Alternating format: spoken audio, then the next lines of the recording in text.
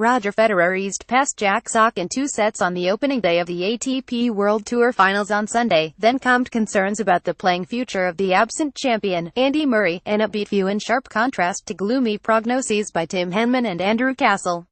While Murray's British friends fear his injured hip could bring his career to a premature close, Federer, who played the Scot on his return from 4 months off the tour in an exhibition match in Glasgow on Tuesday, has no such worries.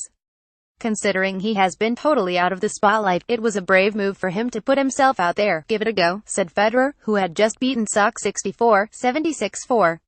"Nobody really knew how he was doing. I was happy how he was playing. Definitely he can move better, he can serve better. We know all these things. For a start it was quite encouraging and okay. He still has a lot of time before Australia comes around.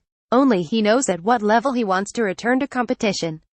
But I thought he was actually pretty good. I didn't expect him to be this good yet." Earlier, however, Henman told the BBC, "You see him walking around in between points or away from the court, the limp is quite pronounced. Then when you see him moving on the court, his movement is improving. I still think he's got a long way to go to get back and be 100%. Castle said, "I tried to find out a few things about his hip. The team doesn't give too much away. He's doing his best to be ready to go out to Australia and to acclimatize. But, look, I've got a metal hip. The hip is bad news. It ties up the top half and the bottom half. You need it. I'm very worried about Andy's future in the game because of the area that is clearly troubling him.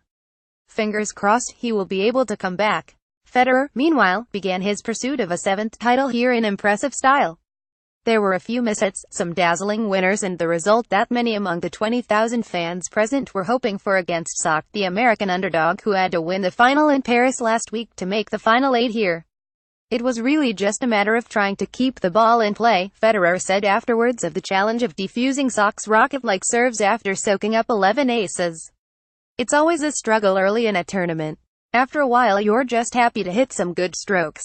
The second set was tight. The breaker could have gone either way, but he helped me with a double fault and some mistakes. On his performance, he said, "I was serving well, didn't have too many problems in the second set. That was a good win for me, because it was tricky." He served big 105 miles per hour, 110, 115 sometimes on the second serve. "I've been coming over on the return on the backhand for a while. The bigger racket helps, and it's also about more confidence. I didn't serve and volley as much I would like today. If you come in, the more time you spend at the net you find the more points there are there. It's a great option to have. If it doesn't work, don't do it."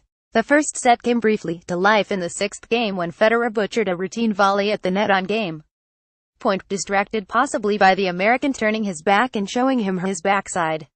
There was an exchange of grins on the changeover, but when serious business resumed, the Swiss completed the job. As Federer observed later, "It looks very easy. I don't know what happened." Sock was more competitive early in the second set before the strain told. A double fault cost him break point in the 6th game. He had to settle his nerves at 43 and needed to save twice to hold for 54. Federer held to love, a deft volley at the net, then getting him a 6th break point. Sock wriggled out of trouble with his final ace, but the end arrived when he double faulted in the tie-break for the 6th time in the match before slapping a tired forehand long, and a fraught contest was done after an hour and a half.